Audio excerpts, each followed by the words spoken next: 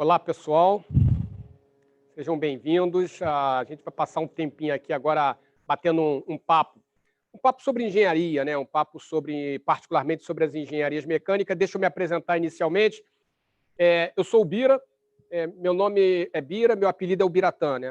Na verdade, eu costumo brincar dizendo que só quem me chama de o Biratã é minha esposa quando eu faço besteira, aí ela fala o Biratã, eu já sei que lá vem bronca, né? Aí já me preparo. Então, para todo mundo, quando até o reitor me chama de Bira, então é Bira mesmo, não tem problema. Tá? Então, eu coordeno aqui os cursos de engenharia do IBMEC. Coordeno o curso de engenharia de produção, civil, mecânica e a caçulinha, que é a engenharia de computação. Eu coordeno os 4 cursos, mas ganho por um só, tá? Não precisem ficar pensando que estou rico, não. Tá? Então, eu coordeno os 4 cursos, né, de engenharia, e hoje a gente vai bater um papo sobre engenharia mecânica, um dos cursos. Tá? Eu sou engenheiro mecânico, graças a Deus, né? Eu sou engenheiro mecânico. Não era essa a minha vocação inicial lá atrás. Olha só, eu queria ser médico.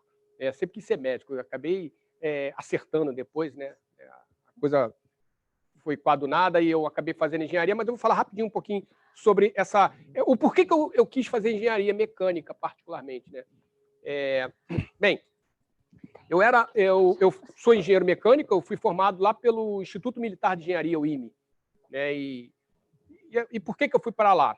Quando eu fiz o curso técnico, né? Esse curso técnico, eu entrei no curso técnico lá do Cefet falando assim, pô, quero ser médico, quero ser médico, quero ser médico. Fiz o curso técnico de eletrônica, que foi sensacional para mim, porque ali eu decidi que eu não seria engenheiro eletrônico nunca na minha vida. Terminei o curso técnico, mas serviu para eu falar, não quero ser engenheiro eletrônico.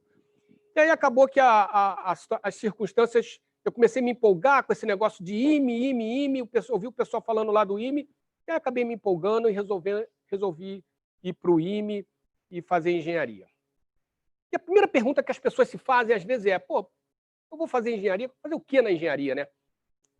Se eu não gosto de matemática, não gosto de física, matemática eu até gosto, não gosto de física, não gosto de química. Engraçado, a gente se identifica. Porque eu era bom de matemática, mas física não era muito minha praia, não. Tá? Porque eu entendia que física era decoreba. E não é. Tá? A gente aprende lá no ensino médio, como é que era eu, Bira, no ensino médio. Pegava uma prova de física, eu decorava todas as fórmulas, pegava uma prova de física, botava todas as fórmulas já de cara no canto da prova, que era para não esquecer nenhuma, e aí depois eu ficava assim, que fórmula que eu uso aqui nessa questão. E aí foi assim que eu achava que era a física. E engraçado, quando eu fui para uma faculdade de engenharia, lá, né, me ensinaram física, e eu me apaixonei por física. Eu vi que a física não era aquilo que eu estudara, né, na época do meu ensino médio, né, lá que era ainda chamado científico. Eu não gostava, me apaixonei. Tanto é que eu fiz a graduação em engenharia mecânica, depois eu fui fazer meu mestrado em física nuclear, né, e hoje estou terminando o doutorado também em física nuclear. Fiz o mestrado no IME, o doutorado na Copa UFRJ também, porque me apaixonei, principalmente a parte de física quântica, que é apaixonante. Bem, então foi por isso que eu acabei me apaixonando pela física. Mas em engenharia, o que leva algum ser humano, a fazer engenharia? Eu inverto essa pergunta, né? Por que não engenharia? Porque, repara, você vai deixar de querer fazer parte desse grupo porque você não gosta um pouco de matemática, não gosta um pouco de física, então eu te faço um convite. Vamos lá, vamos bater um papo, rápido. Imagina você que hoje em dia um médico ele faz uma cirurgia, sempre falo isso, né? Para quem já ouviu as minhas palestras, já está cansado de ouvir. Um médico faz uma cirurgia, por exemplo, por videolaparoscopia. Aquele médico foi quem projetou aquele equipamento, né? Ah, não, foi um engenheiro. Beleza, ótimo, legal. Ah, foi um engenheiro. Então tá, vamos fazer o seguinte, vamos pegar um advogado, vamos lá no fórum, ele vai fazer um escaneamento da petição, escaneamento? Pelo celular dele, e vai mandar via web para o cliente dele. O scanner do celular, a transmissão via web, foi um advogado que não foi um advogado, foi um engenheiro.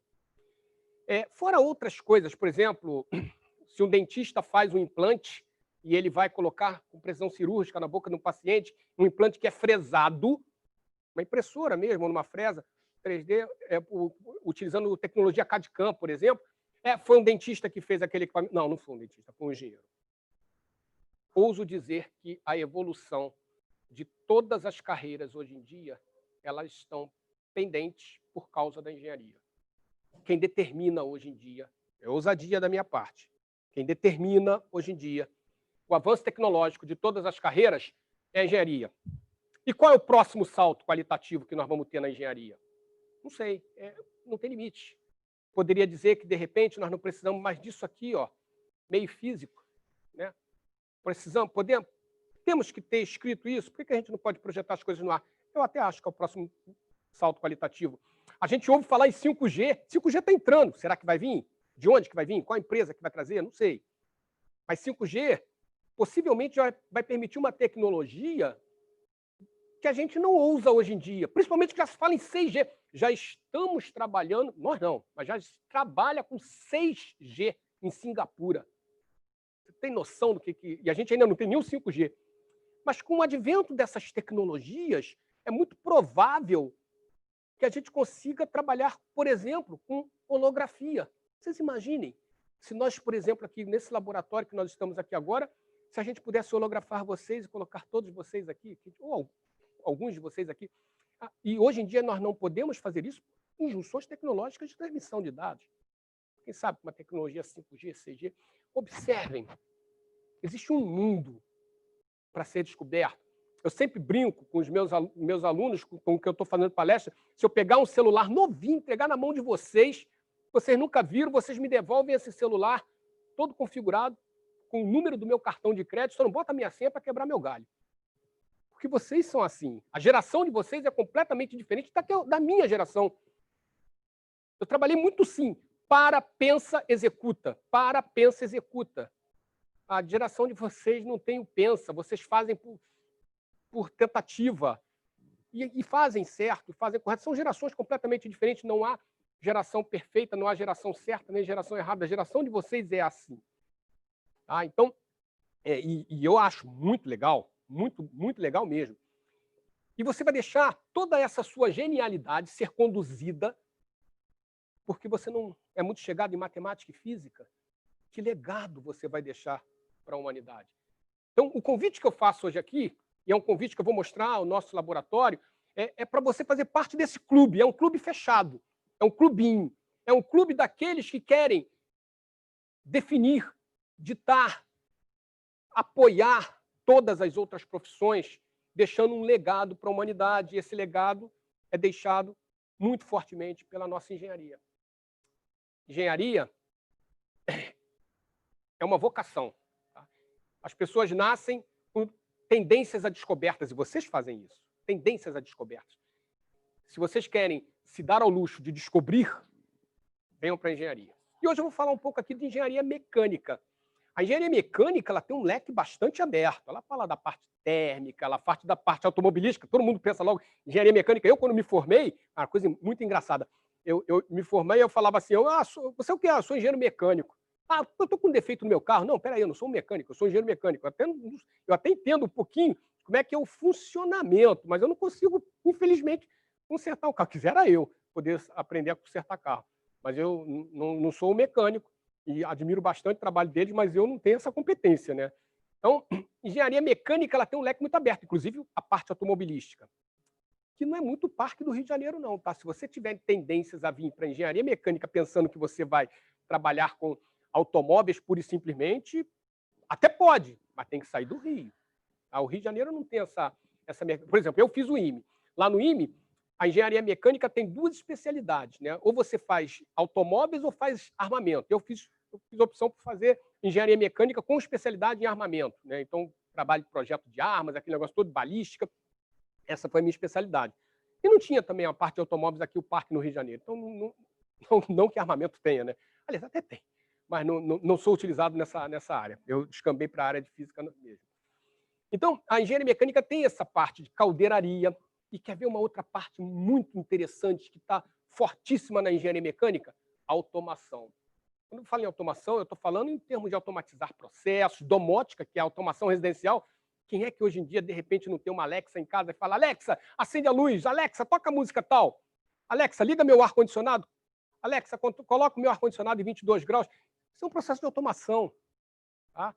Ou você, por exemplo, partir para uma automação, mesmo em que você, do seu próprio celular, você consegue fechar uma cortina, estava em casa, ou acender a luz, ou fazer uma programação do teu aquário, por exemplo. Gente, o engenheiro mecânico consegue fazer isso. E muito mais coisas. Eu vou falar um pouquinho daqui da nossa engenharia mecânica. Eu vou mostrar um dos nossos laboratórios aqui no IBMEC. E, olha, se você tiver alguma dúvida, quiser mandar para o chat lá, a Stephanie está ali, ela vai me interromper. Não precisa deixar para o final. Manda a dúvida, ela lê a pergunta. Se eu souber responder, óbvio que não sei, não tenho nem a pretensão de saber alguma coisa, bastante coisa de alguma coisa, mas se eu souber responder, eu vou te responder. Tá? Se não souber, também vou olhar para você e falar assim, não sei. Tá? Então, tiver dúvida, manda no chat lá para a Stephanie, ela me pergunta. Então, esse aqui é um dos nossos laboratórios. Aqui no IBMEC, nós temos, só na parte de engenharia, 10 laboratórios. Eu vou mostrar um laboratório só, tá? Que é o laboratório, um dos laboratórios de engenharia mecânica. Tá legal? Então, engenharia mecânica, que eu falei, ele trabalha com confecção de peças, construção de peças, transformação. Quando a gente fala em construção de peça, a gente está falando em transformação de ideias em algo real. Isso a engenharia mecânica faz. Você pode idealizar alguma coisa e essa alguma coisa ela é materializada num laboratório de engenharia mecânica. E creiam-me, laboratório para o engenheiro é o habitat natural dele. É onde ele tem que estar, é onde ele gosta de estar. Então, vou mostrar esse laboratório. Eu vou começar mostrando um dos equipamentos, tá? E aí eu vou falar aqui um pouco sobre uma fresadora que nós temos aqui. Aqui nós temos fresadoras, né? E nós temos também torno. Eu vou mostrar o torno ali para vocês daqui a pouco. Mas, Bira, qual a diferença de uma fresa para um torno? Uma fresa, olha aqui, ó, vou abrir aqui para vocês verem até. Aqui, ó, não sei se dá para ver aqui. A diferença fundamental é essa daqui. Está vendo essa peça? Ela é a peça que gira. A ferramenta na fresa, ela gira. É ela quem roda. No torno, eu vou mostrar ali para vocês daqui a pouco. O torno, não. Quem gira é o material que vai ser contornado. Então, por isso que, normalmente, o que você vai usar no torno são peças que você vai construir rodando, através de uma rotação. Aqui na fresa, ela faz um desbaste, já que ela gira, né, e ela tem um movimento tridimensional, que permite, inclusive, você fazer um desgaste numa superfície plana. Temos aqui até um exemplo, aqui, ó. Vocês darem uma olhada numa pecinha que fora fresada. Tá vendo? Tem o izinho aqui do IBMEC. Tá? Então, esse é um exemplo legal de uma peça que foi fresada. Beleza? Então, esse desbaste, quem permite é uma fresa. O torno não conseguiria isso. Como é que eu ia fazer isso no torno? Tá? Então, isso aqui é uma das primeiras equipamentos que eu queria mostrar para vocês. E uma outra coisa, hein? O nosso curso é um curso muito mais moderno. Tá? Não é porque é o melhor porque tem equipamentos de ponta. Não, nós não somos melhores porque temos equipamento de ponta. Até somos melhores, mas também temos equipamentos de ponta. Nós trabalhamos com material, com equipamento CNC. Essa fresa aqui, o torno que eu vou mostrar, é CNC, comando numérico. O que é isso? A gente prende o material ele é preso, e você vai no computador, né, ele é acoplado no computador, você bota a peça lá e dá um Enter, e o comando e o equipamento faz o que você planejou no computador sozinho. Completamente diferente do que tinha antigamente. Então, eu vou mostrar, por exemplo, aqui, vou passar para o torno aqui, ó. Olha aqui o torno. Isso aqui é um torno CNC. Tem até uma pecinha aqui, ó, presa aqui no comando dele. Então, o torno, ele permite, aqui, ó, por exemplo, fazer peças desse tipo aqui, ó. Né? Aqui, ó, são peças feitas no torno. Repara que essas peças, elas são presas e a ferramenta é fixa. Então, a ferramenta vai desgastando, né? E ela é fixa, a peça que vai rodando, e você vai aprofundando ou deslocando a tua ferramenta para ir gerando a peça. Se você observar na mesa da sua sala, por exemplo, deve ter superfícies torneadas, lá a mesa com aquelas pernas torneadas, né? Então, o que ocorre? Aquilo foi feito como? Você tinha um torneiro mecânico, que era um artesão, um artista, ele ficava lá fazendo. Hoje em dia não é mais assim. Ainda bem. Não para ele, coitado, mas ele também teve que se evoluir, estudar um pouco também de programação, porque hoje em dia você prende a peça como está aqui, por exemplo, uma peça presa, e aí você vem para o computador, faz um projetinho aqui em algum software de desenho, por exemplo, pode ser um AutoCAD da vida, e aí você vai, a peça presa, fecha lá a tua campânulazinha e dá o Enter. O torno faz tudo sozinho. Repara que é completamente diferente, numa precisão cirúrgica, completamente diferente daquele problema que nós tínhamos lá com um artesão que, de repente, o cara errava um pouco, voltava, e aí perdia a peça. Bom, agora não tem mais essa situação. Então, acabei de mostrar para vocês 2 equipamentos que nós temos aqui nesse laboratório, que é a torno e a fresa CNC. Vou mostrar mais. Existem equipamentos que a gente vai medir propriedades dos materiais. Por favor, professora. Aqui, por exemplo, eu mostro um equipamento de medição de dureza. Tá? Então, esse equipamento ele vai medir a dureza dos materiais. O que é medir uma dureza de material? Os materiais diferem uns dos outros pela forma com que ele resiste a por exemplo, uma penetração de algo, de uma bilha, por exemplo. Então, isso é que difere um equipamento do outro em termos de propriedade. Uma das propriedades, que é a propriedade de dureza. Tá? Então, a professora vai até fazer uma experiência aqui para mostrar como é que a gente mede a dureza de equipamento. Por favor, professora. Uma das grandes vantagens de um ensaio de dureza é que ele é um ensaio não destrutivo. Então, a gente consegue tirar algumas características desse material e algumas propriedades desse material, mas não destruir, às vezes, a peça. Né? Então, aqui, por exemplo, a gente tem um corpo de prova, tá? Que eu vou utilizar. E a gente tem um identador. Esse identador, ele pode ser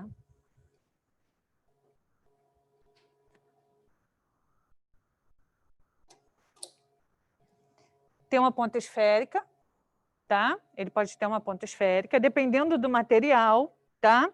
Ou ele pode ser uma ponta cônica de diamante, ok? Esse penetrador é colocado, fixado, de acordo com o material que eu vou colocar.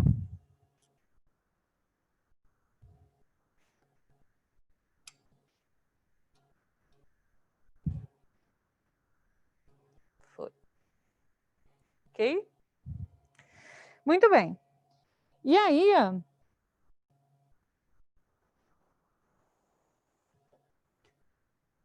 um penetrador, um corpo de prova que vai utilizar esse penetrador é esse aqui, tá? E ele vai ser lido numa escala B, ok? Primeira coisa, a gente tem que ver a carga que a gente vai colocar. E aí a carga é de 100 kg força. Ok? Só que antes disso, eu tenho que fazer uma pré-carga. E aí eu pediria uma atenção de vocês aqui, porque como é dada essa pré-carga, Ana? Essa pré-carga ela vai servir para dar para a gente uma maior precisão no resultado. Tá? Ó, então, eu vou chegar esse ponteirinho pequeno até essa bolinha vermelha. Chegou. Então, eu dei uma pré-carga de 10 kg força. Ok? Venho aqui, ajusto, porque eu estou usando a escala B, que é essa vermelha, e vou aplicar a carga.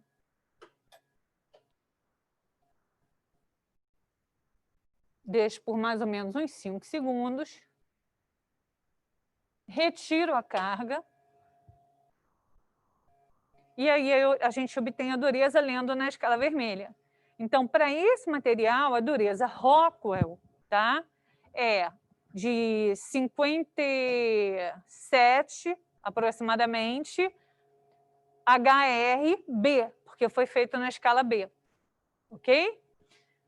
Isso aqui, gente, é só mais uma forma da gente medir as propriedades dos materiais, tá? Então, essa é um equipamento que mede a propriedade do material. Nós temos outros ali, ó, por exemplo, aquela máquina universal para ensaio de tração, que mede propriedade de tração, mede propriedade de compressão. Nós temos equipamentos de torção. Então, existem vários equipamentos que medem propriedade dos materiais.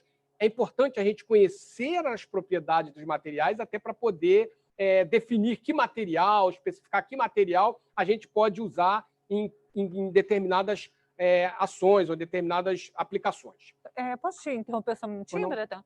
Então, por exemplo, também existem outros tipos de dureza, que é a dureza Brinell. Esse tipo de dureza Brinell, a gente consegue encontrar propriedades do material que muitas vezes só seriam descobertas destruindo-se através de um ensaio de tração, por exemplo. Tá? Então, a gente faz um ensaio de tração e no ensaio de tração a gente rompe a peça. Se eu fizesse um ensaio de dureza Brinell, eu poderia descobrir, por exemplo, sem destruir a peça, uma propriedade que é o limite de resistência à tração desse material. Tá? Que é onde ele poderia romper, né?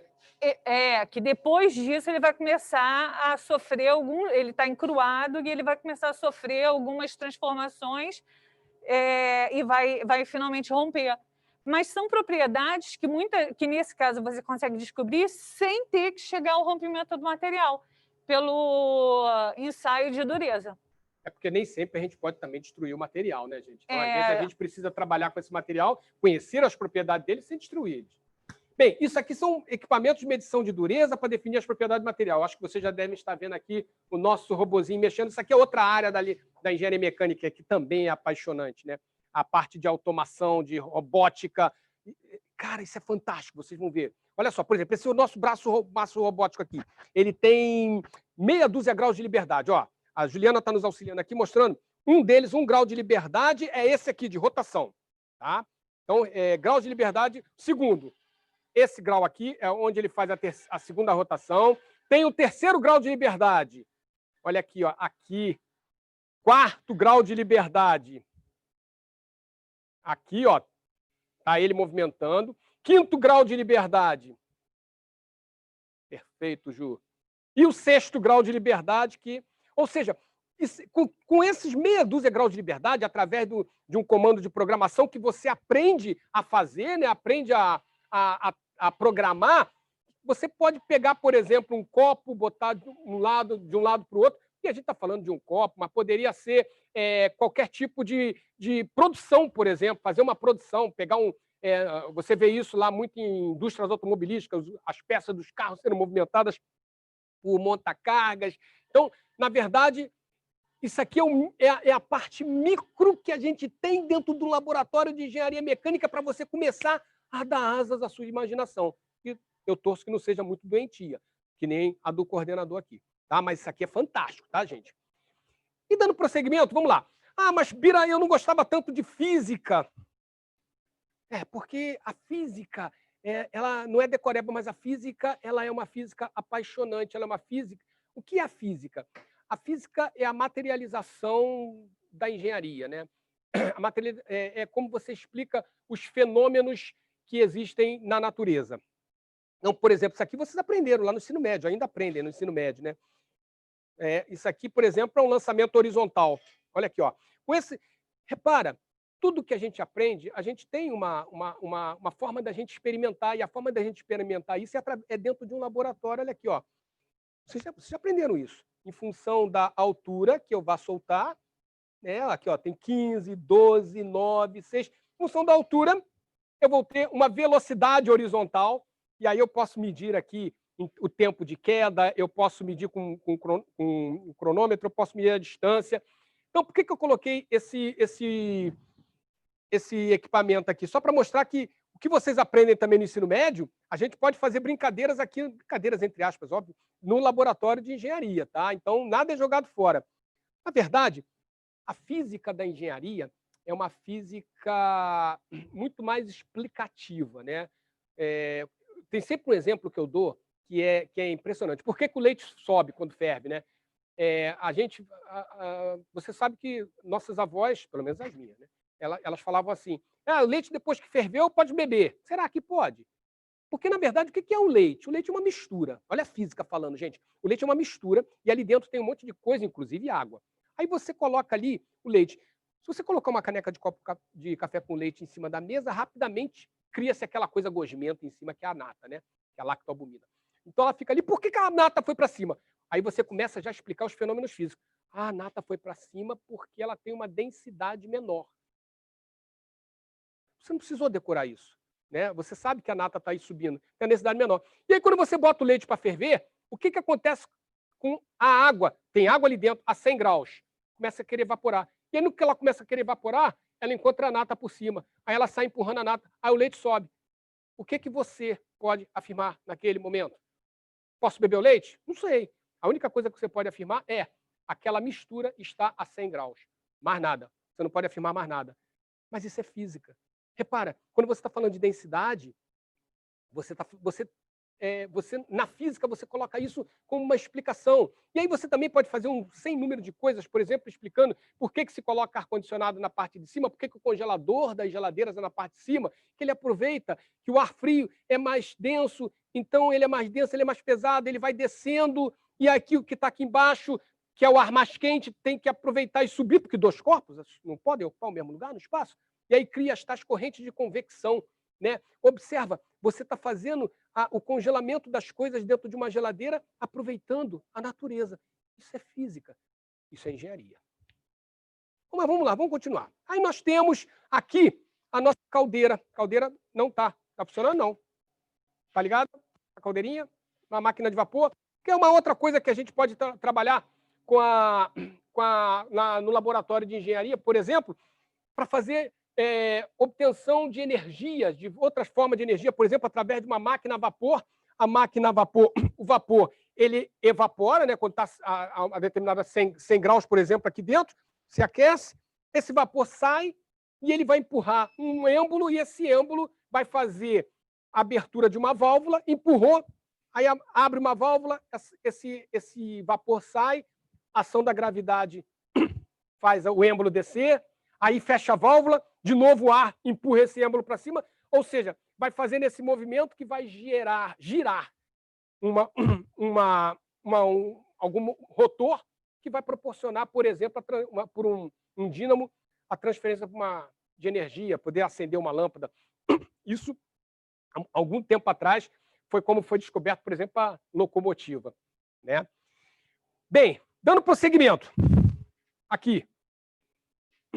Isso aqui, vocês também aprenderam isso lá no ensino médio, né? Gerador de ondas estacionárias, né?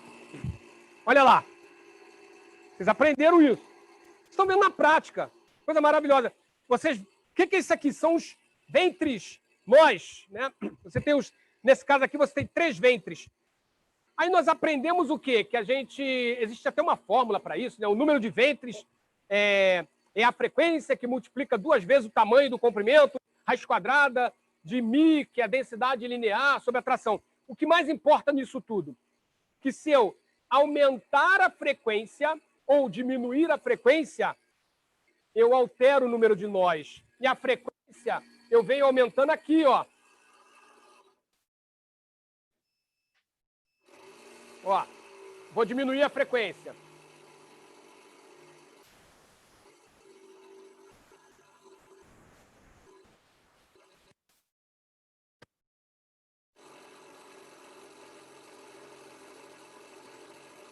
Está quase 2 nós, olha lá. 2 ventres. Repara, se eu aumentar a frequência, isso vocês viram em fórmula. N igual a F vezes 2L, raiz quadrada de μ sobre T.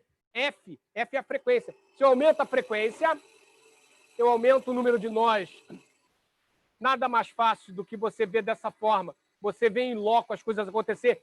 Ah, mas Bira, você está mostrando aí na fórmula que existe também a tração que está no denominador. A tração, eu regulo aqui, ó, aumentando ou diminuindo a tensão, a tração que está no fio, na corda, né? E aí isso vai me proporcionar alterar aqui a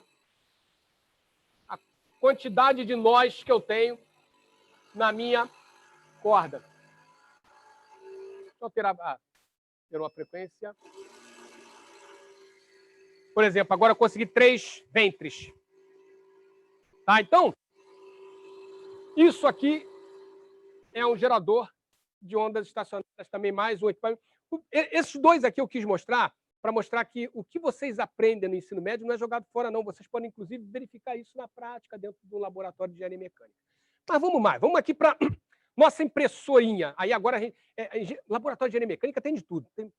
Por exemplo, uma impressora 3D. Para que serve uma impressora 3D? Ah, amigo, para tanta coisa.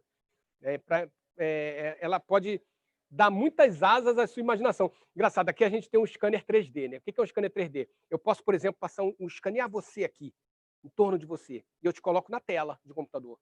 E com uma impressora 3D, eu faço um bonequinho em você. É simples assim.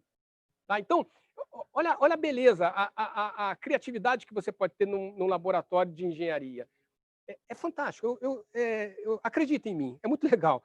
Então, por exemplo, aqui, ó, eu tenho aqui um software que eu acho que é esse aqui, o AutoCAD, que eu estou fazendo uma letra I, aquela letra I do IBMEC, está aqui, está nela aqui, né?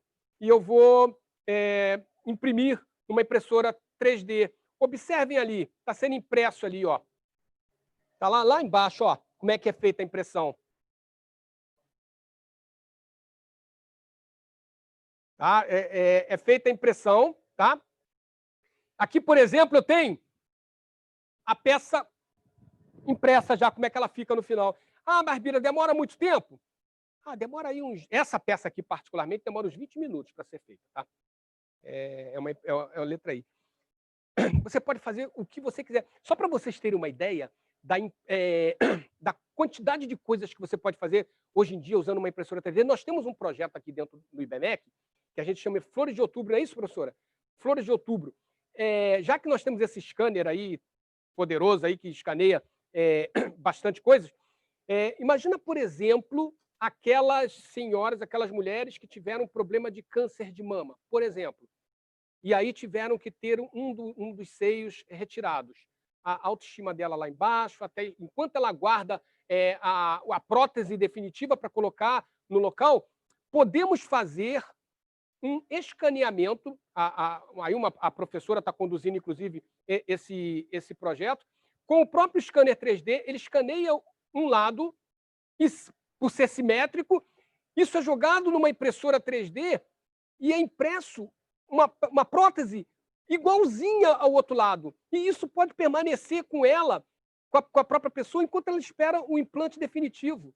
Percebe a gama de variedade de coisas que você pode fazer? A proximidade, por exemplo, da engenharia mecânica com a área de saúde é algo descomunal. Nós estamos hoje muito próximos de trabalhar com a parte de implantes, implantes de ossos, de pernas. Então, tudo isso você pode também se dedicar sem ter ido para uma medicina. Você pode se dedicar indo para uma engenharia mecânica, por exemplo. Mas vamos mais. Eu vou mostrar mais duas coisas só. Calma, está acabando. Eu gostaria de mostrar, por exemplo, a própria professora, a nossa fundição. Tem aqui dentro do IBMEC uma fundição, uma mini fundição, tá? Em que a professora aí, que é responsável por esse equipamento, vai falar um pouquinho sobre a mini fundição. Vai lá, professora. Existem vários processos de fundição, tá? Eu, pessoalmente, gosto muito de trabalhar com a prática. E eu acho que a gente fazendo prática, a gente acaba aprendendo muito mais do que quando a gente só lê, né? Eu trouxe aqui para vocês hoje um método de fundição, que é um dos mais básicos, que é a fundição em caixa de areia. Tá? Nesse processo, a gente coloca o modelo que a gente quer, tá? A gente tem uma caixa bipartida, e aí a gente coloca o modelo que a gente quer. Por exemplo, se eu quisesse fazer esse I do IBMEC, eu colocaria ele aqui no meio, fecharia a caixa com ele, depois eu abriria a caixa e tiraria ele, vai ficar o oco, né? Então, aqui no caso, eu estou fazendo duas esferas, ok? O maior cuidado que a gente tem que ter é que a gente está trabalhando. Esse nosso forno chega mais ou menos 1.200 graus Celsius, tá? Então, a gente consegue trabalhar com aços e tudo mais. Além do trabalho... Todos os materiais que tiverem ponto de fusão menor que essa temperatura. Exatamente. Né? Além disso, além de fusão, a gente consegue fazer muitos trabalhos. Então, por exemplo, esse caso aqui é um trabalho que a gente faz tratamentos térmicos nos materiais. Então, a gente pegou um tipo de aço, fizemos o tratamento de têmpera. Então, a gente vimos a dureza dele antes do tratamento térmico e aqui depois da têmpera. E aí, a têmpera ela serve para aumentar a dureza. Então, a gente fazendo têmpera, ele aumenta a dureza, mas pode ficar um pouco mais frágil. Então, a gente faz têmpera e faz o revenimento e vemos o resultado. E aí o aluno ele faz isso. É isso que é mais interessante. No caso da fundição, eu até fiz um molde aqui, olha, gente. Um molde de borracha. Tá vendo? Que é bem simples também e que facilita bastante. Mas vamos lá. O problema aqui é a gente tem que se preocupar com a temperatura, né? Então, a gente vai com todo cuidado. Esse material que eu estou trabalhando aqui, ele nem é um material que tem um ponto de fusão tão alto, ele tem um ponto de fusão de 300 e pouco. Eu vou com muito cuidado com a minha pinça pegar e vou escoar. Se vocês perceberem... Por favor, não repita essa experiência em casa. Exatamente. O metal líquido, ele tem uma consistência... Ó. Então, a professora botou uma peça ali dentro, ela comprimiu essa peça, depois ela retirou a peça, ficou só o molde, só o buraco do formato da peça. E agora ela está jorrando o metal líquido ali dentro. Isso é um processo Exatamente. de conformação de materiais, né, professora? Não. Não? Esse é um processo de fundição. Fundição, isso. Foi o que eu quis dizer. Como vocês podem ver, a gente tinha 2 canais de alimentação, tá? Porque como eu botei 2 esferas, eu poderia ter planejado a minha caixa de forma diferente. E um canal de saída de ar, tá? Para que a peça realmente, saindo o ar, ela pudesse ficar completamente preenchida pelo metal. Então, são pequenos detalhes. Todos esses tipos de atividades nós fazemos na prática aqui com os alunos, tá? E são algumas. A gente vai tentando fazer outras aí com o tempo. Obrigado, Ana. A professora Ana é mestre e doutora em Engenharia de Materiais pelo Instituto Militar de Engenharia. Obrigado, Ana. E a mestra aqui, a professora nossa aqui do laboratório. Para finalizar, né, eu sei que o pessoal gosta bastante de automóveis, eu também gosto, né? Mostrar aqui um motorzinho de estudo, que também, já que a engenharia mecânica mexe com a área automotiva, a gente tem que ter um motor de estudo. Isso aqui é um motor BMW, ele foi um motor, ele é dessa forma mesmo, tá? Ele é comprado para ser um motor de estudo mesmo. Nele, a gente vê todo o motor funcionando, a gente pode trabalhar um motor 6 cilindros, que a gente pode trabalhar, ver ele funcionando, né? E poder fazer, mostrar as partes de um carro mesmo funcionando, do motor de um carro, né? Obviamente que tem, além da parte aqui dos cilindros, nós temos, pode fazer engrasamento de embreagem. Esse motor aqui é completo para a gente trabalhar bastante a parte didática de ensinamento do motor de um carro funcionando. Mas eu vou falar rapidamente só que é bem visível e que todo mundo conhece, né? Quais são os 4 estágios de funcionamento de um motor? Admissão, explosão, compressão, explosão, descarga. Dá para você ver direitinho aqui, ó. Você tem aqui o cilindro, né? Então, você tem 2 válvulas. O que significa a válvula descer? O cilindro descer, né? O pistão descer. Você tem 2 válvulas e aqui o pistão, né? Então, de um lado tem uma válvula de admissão e do outro lado a válvula de descarga. Quando o pistão está na parte de cima, então ele está no que a gente chama de ponto morto superior, né? A válvula de admissão abre. Quando ela abre, entra ali a mistura de ar com vapor de gasolina. E aí, essa válvula, esse cilindro, esse pistão, ele está preso aqui no virabrequim, que é esse eixo transversal aqui. Então, o virabrequim puxa ele para baixo. Ou seja, ele está admitindo a mistura. Quando ele está vindo para baixo, ele está admitindo a mistura. Tá? Aí, o que acontece? O virabrequim está girando. Obviamente, se ele está preso ali, quando dá uma rotação, ele empurra esse pistão novamente para cima. Então, ele admitiu a mistura. Aí fecha a válvula de admissão. E a de descarga também está fechada. E aí, quando ele é jogado para cima, ele comprime essa mistura. Ele comprime. No que ele comprime, nesse momento, a vela, aqui, ó, a vela, joga uma centelha.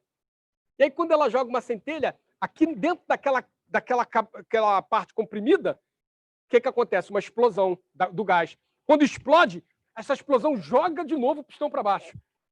E aí, quando joga o pistão para baixo, ou seja, favorece novamente o virabrequim girar, e aí, quando joga para baixo, o virabrequim dá mais uma volta e joga ele para cima, e no que ele joga para cima, abre a válvula de descarga. E aí, aquele gás que foi comprimido ali, que estava todo já explodido, ele é descarregado, jogado para fora. E aí recomeça os 4 estágios. Admite, comprime, explode, descarrega. Então, esses são os 4 estágios do motor, que fica muito fácil de ser muito visível aqui, né, nesse nosso motor. E realmente a parte automotiva é uma parte bastante apaixonante. Fala, Stephanie, quer fazer uma pergunta aí? Vamos lá. Sim, Pira, tem uma pergunta aqui da Lorena sobre a experiência que a professora Ana estava fazendo. Ela perguntou qual é esse material. Qual é esse material? O material foi o zinco. Zinco. Zinco. Aí, Lorena, a resposta. Tá bom? Pode perguntar, tá, gente? O zinco tem um ponto de fusão bem baixo. 300 né? e pouco. 300 e alguma coisa grau. O alumínio é 750. Então, por exemplo, essa experiência aqui, ó, tá até aqui, ó, não sei se vocês conseguem observar. A gente faz coleta de cápsula, né? Não vou fazer o merchandising aqui da cápsula, né? Mas a gente faz coleta porque esse material, uma vez tirada ali a borra de café que fica ali dentro, ele é um material que a gente usa na nossa fundição.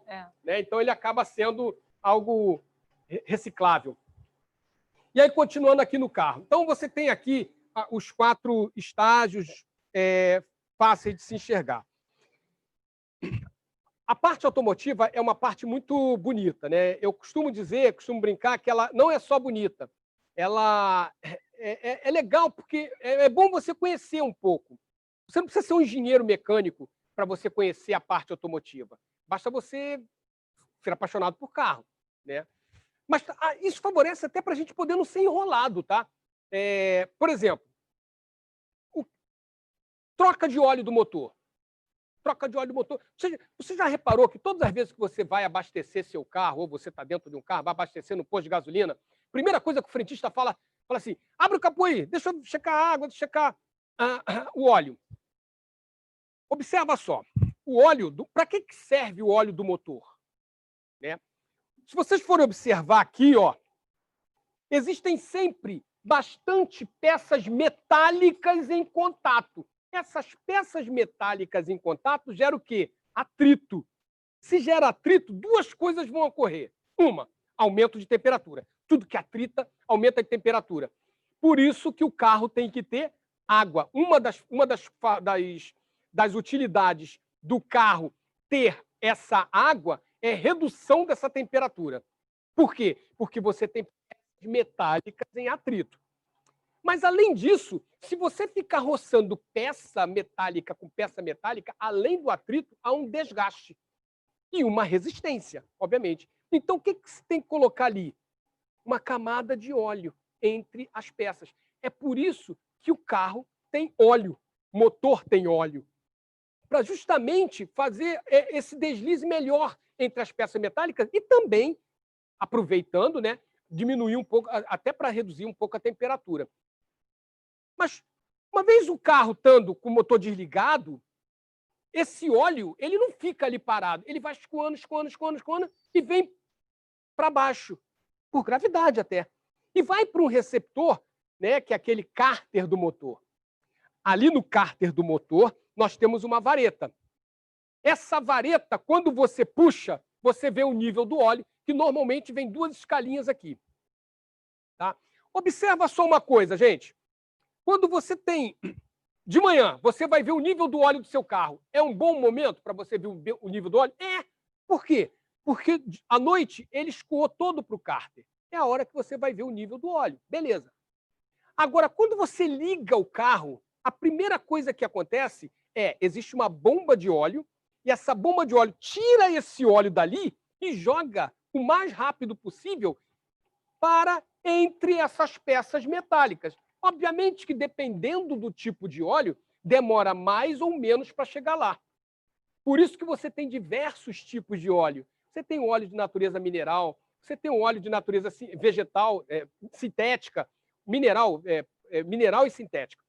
Então, aquele óleo mineral, ele é um óleo que ele é uma desgraça, porque ele é um óleo muito grosso.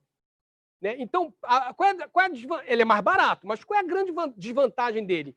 Por ele ser mais espesso, mais denso, ele demora mais para chegar na peça metálica. Então, por ele demorar mais, ele acaba tendo que ser trocado com mais facilidade, por isso que ele é mais barato. O óleo de natureza semissintética ou sintética, ele consegue penetrar, ele é muito mais fino e consegue penetrar ali. Então, as bases dele são diferentes. Agora, observa só, você está com o teu carro em movimento, você encostou no posto de gasolina. Aí o frentista vai e fala assim, levanta a tampa do capô para eu dar uma olhada no óleo. A vareta que ele puxa está vindo lá do cárter. E se ela está vindo do cárter, esse cárter está com o óleo que estava circulando no carro, você acabou de encostar. É claro que o óleo ele desce para o cárter, mas não todo ele. Ou seja, é muito normal que o nível do óleo ali ele esteja fora até da própria escala ou mais baixo, próximo à escala mínima. Mas é óbvio, por quê? Você veio com o teu carro funcionando. E aí o que o frentista, que na verdade acaba, coitado, querendo vender um óleo, né? Não tem, olha só, tá aqui, ó, bem próximo do mínimo. Tem que botar mais óleo. Será que tem? Então, essas coisas, esse tipo de conhecimento, às vezes, você precisa ter. E mais, ele sabe qual é o óleo que você estava usando? Se você estava usando um óleo mineral, ele vai pegar agora um óleo semissintético, mistura as bases. Complicou. Então, essas coisas que a gente não precisa ser um engenheiro mecânico para você não ser enrolado às vezes. Então você precisa atentar com isso. Ou então, por exemplo, uma vez eu encostei num posto de gasolina, foi muito engraçado. O cara chegou para mim, abre o capô aí. Eu falei até para minha esposa, eu falei assim, eu vou me aborrecer. Aí eu abri o capô. Aí ele pegou o óleo, fez assim, ó. Ih, já era. Aí eu olhei, o que já era? Olha aqui, ó. Tem nenhuma densidade. Gente, você vê, o óleo ele tá trabalhando entre peças em atrito, uma temperatura elevadíssima. E a densidade, a viscosidade do óleo, não é nem densidade, perdão, é viscosidade do óleo, ela diminui bastante com o aumento da temperatura. A viscosidade ela é inversamente proporcional à temperatura. E ele falou, ó, não está aqui, ó. Aí eu olhei para ele e falei assim, amigo, que bom! Agora, eu só fico com inveja de você que você consegue medir a viscosidade de um óleo com o dedo, porque um equipamento desse é caríssimo. Né? Aí eu comecei a falar para ele, olha, a viscosidade está baixa justamente por causa da temperatura que está elevada. Então, esse tipo de coisa, não se deixem enganar. Tá legal? Mais uma pergunta aí? Tem. Sobre os aditivos de gasolina, são bons para o melhor desempenho do carro? Pois é, olha só, isso é uma outra coisa. Beleza, boa pergunta.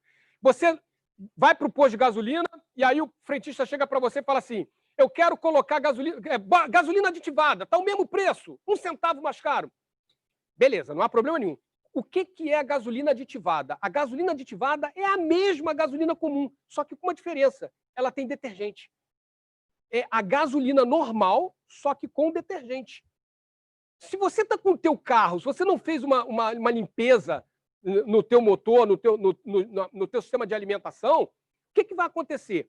E você não faz há muito tempo, e você não costuma colocar gasolina aditivada, quando você coloca a gasolina aditivada, aquele detergente vai limpando realmente. Só que se teu carro você não fez nenhuma limpeza, e ele estiver bastante sujo, essa sujeira vai sendo empurrada e vai estourar lá nos bicos injetores. Então é comum para quem nunca fez uma limpeza e você, de repente, se deixa levar pelo frentista e colocar uma gasolina aditivada, não é muito incomum você, quando liga teu carro, abasteceu, ligou teu carro começa a dar aquela quicada. Por quê? Porque já jogou, já empurrou a sujeira. Agora, se você comumente coloca a tua gasolina aditivada ou o teu sistema sempre é comumente limpo, não é problema algum. Agora, atente para esse detalhe. Gasolina comum e gasolina aditivada não tem mais octanagem, não tem menos octanagem, não dá nada. A única diferença é o detergente que a gasolina aditivada tem. Tá? Então, atentem também só para esse detalhe. Repara, não precisa você ser um engenheiro mecânico para não ser enrolado. Bem, pessoal, é isso que eu queria mostrar para vocês, fazer esse convite. Isso aqui tudo é da gente, é de vocês, é nosso. Tá? Convido a vocês para fazer engenharia. Deem asa à sua imaginação. A Stephanie vai botar o meu e-mail lá no chat. Qualquer dúvida, qualquer coisa que vocês precisem, é só mandar dúvida lá para o chat e eu respondo na boa. Tem meu e-mail lá. Um beijo enorme aí no coração de vocês. Muito obrigado aí pela tarde aí que nós tivemos juntos. Valeu?